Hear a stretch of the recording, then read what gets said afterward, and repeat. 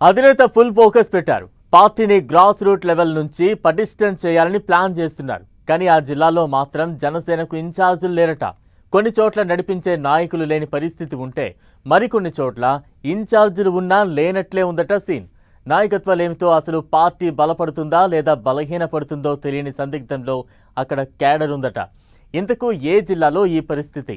జన సైనికులు ఎందుకు నిరాశలో ఉన్నట్లు?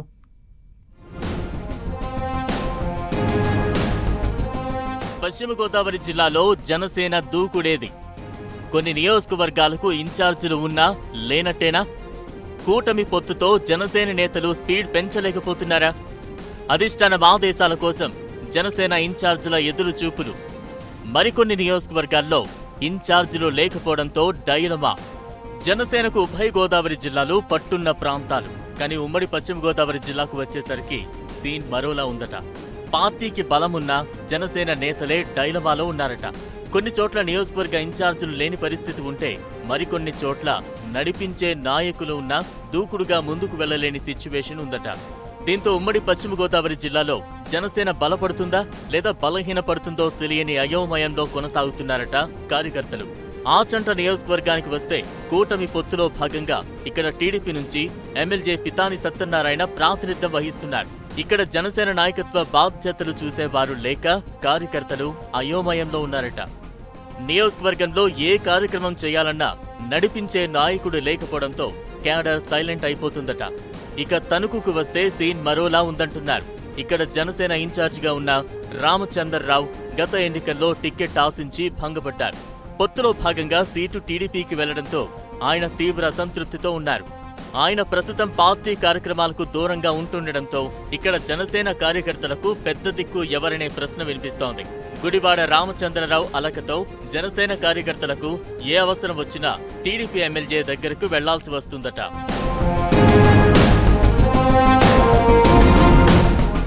ఇక పాలకొల్లులో జనసేన కీలక నేత బన్నీవాసు పార్టీ వ్యవహారాల్లో చురుగ్గా పాల్గొంటున్నారు. అయితే ఆయన ఎక్కువ సమయం హైదరాబాద్లోనే ఉంటున్నారన్న విమర్శ ఉంది. స్థానిక క్యాడర్తో కోఆర్డినేట్ చేసుకోవడంలో ఎక్కడో వెనుకబడిపోతున్నారన్న టాక్ వినిపిస్తోంది.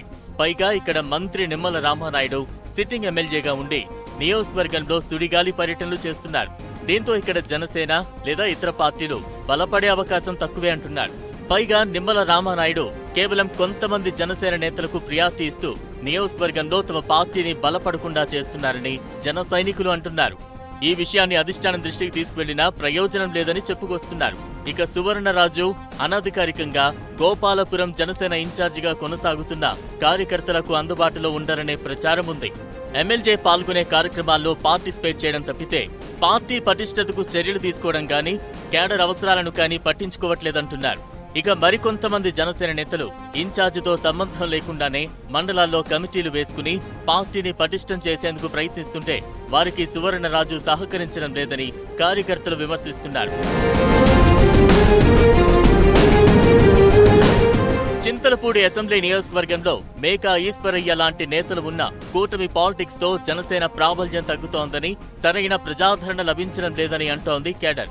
జన సైనికులు ప్రజా సమస్యలపై ఎమ్మెల్యే దృష్టికి తీసుకువెళ్లిన క్రెడిట్ అంతా టీడీపీ ఖాతాలోకి వెళుతుందని అంటున్నారు.